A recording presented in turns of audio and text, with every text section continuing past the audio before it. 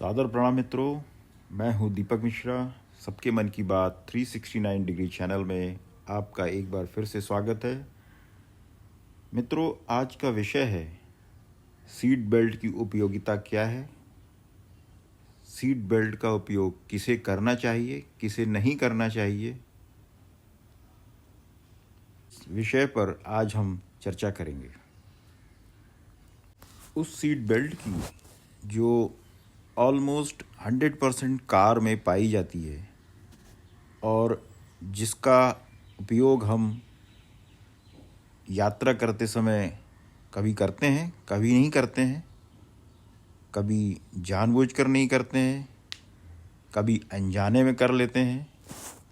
ऐसी स्थिति निर्मित हो जाती है तो कभी कभी उसका परिणाम बहुत ही कष्टदायक, दुखद हो जाता है। तो मित्रों, आज का विषय सीट बेल्ट की उपयोगिता क्या है।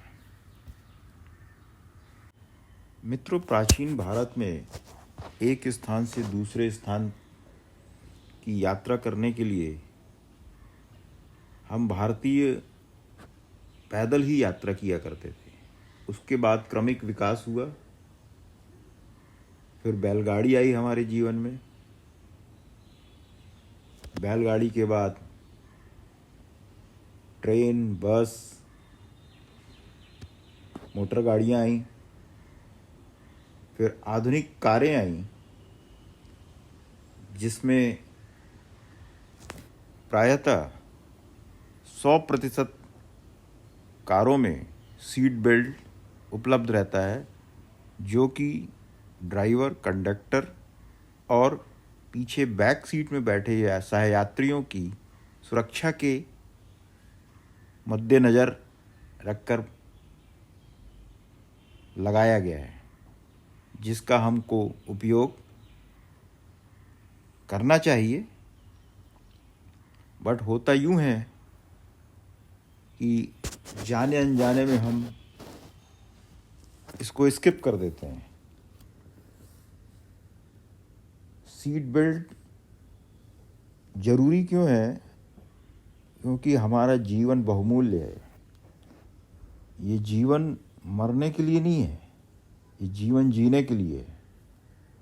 और ये कार का निर्माण हमारी यात्रा को सुखद करने के लिए है, ना ही कार का इस्तेमाल असमय मौत को बुलावा देने के लिए।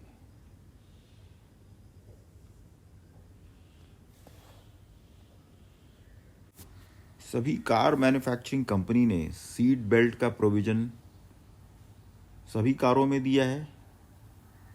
भारत सरकार ने उसके लिए नियम कानून भी बनाए गए हैं, जिससे सभी यात्री सुरक्षित रहें, सुरक्षित यात्रा कर सकें। लेकिन हम भारतीयों में सीट बेल्ट लगाने के नियम कानून का पालन करने में बड़ी हिचकिचाहट, संकोच महसूस होता है, जिसके परिणाम स्वरूप पिछले कई वर्षों का अगर रिकॉर्ड उठा के देखेंगे कि ऑलमोस्ट जितनी ही कार दुर्घटनाएं हुई हैं, उनमें होने वाली मौतों का जो प्रमुख कारण था, या ये कहें कि कारणों में से एक कारण सीट बेल्ट का ना लगाना था,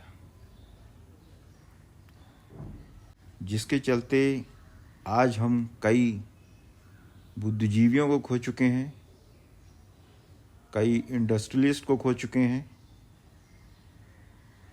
तो आने वाले समय को ध्यान में रखते हुए और यह जानकारी जनमानस तक पहुंचाने के लिए ये मेरा प्रयास है कि लोगों तक यह इन्फॉर्मेशन पहुंचे और लोग ज़्यादा से ज़्यादा सीट बेल्ट का उपयोग करें। स्पेसिफिकली आज भारत में जो आरटीओ के नियम कानून के तहत फ्रंट सीट में जो ड्राइवर और कंडक्टर तो सीट बेल्ट लगाने लगे हैं, लेकिन बैक सीट पर यात्रा करने वाले यात्री इसका अभी भी पालन नहीं कर रहे हैं। और यही उनकी मौत का एक सबसे बड़ा कारण कभी कभी बन जाता है। और इस असमय मृत्यु के कारण यात्री एक सुखद आनंदपूर्ण यात्रा से वंचित रह जाते हैं और पितृलोक में पहुंच जाते हैं।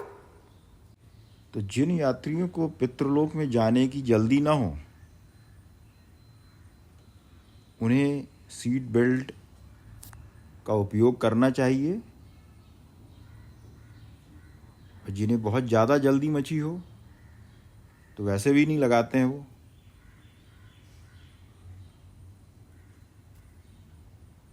और इस चक्कर में वे जल्दी ही पितृलोक पहुंच जाएंगे। लेकिन होता क्या है, किसी एक यात्री के पितृलोक जाने में, जल्दी जाने में उत्सुकता के कारण एक आध और भी लोग चले जाते हैं, वो भी बेल्ट नहीं लगाते हैं। तो यह अत्यंत आवश्यक है, हमें सीट बेल्ट का कड़ाई अनुशासन के साथ पालन करना चाहिए। सेल्फ डिसिप्लिन बहुत ही महत्वपूर्ण बात है। कुछ नियम कानून होते हैं जो आपको अपने जीवन को बचाने के लिए स्वयं ही बनाने पड़ते हैं। आप किसी का इंतज़ार मत करिए कि पुलिस वाला आए, आपसे कुछ फ़ाइन वसूले, डंडे मारे, समझाए, उसके बाद इसका पालन करें आप। मित्रों, पीछे की सीट में बैठे हुए यात्रियों का सीट बेल्ट न लगाने का जो आदत है, वो ऐसा नहीं कि सिर्फ महानगर में है। महानगर, छोटे कस्बों में, छोटे शहरों में, ऑलमोस्ट पूरे भारत में यह प्रचलन है कि बड़ी बेइज्जती महसूस होती है, या आदत नहीं रहती है, या कंफर्ट जोन में रहते हैं, इसलिए नहीं लगाते हैं कि नियम कानून का पालन नहीं करते हैं, इसलिए नहीं लगाते हैं। जबकि कार कंपनियों ने आपके लिए प्रोविज़न दिया हुआ है, गवर्नमेंट ने, भारत सरकार ने उसका नियम भी बना के दिया हुआ है, आपकी सुरक्षा के लिए ही बना हुआ है, प्रोविज़न दिया हुआ है, फिर भी नहीं लगाते हैं। तो ये एक बड़ी शर्मनाक बात है। और परिणाम स्वरूप कोई न कोई आपका शुभचिंतक, आप स्वयं अपनी जान को खतरे में डाल देता है। तो मेरा आप सभी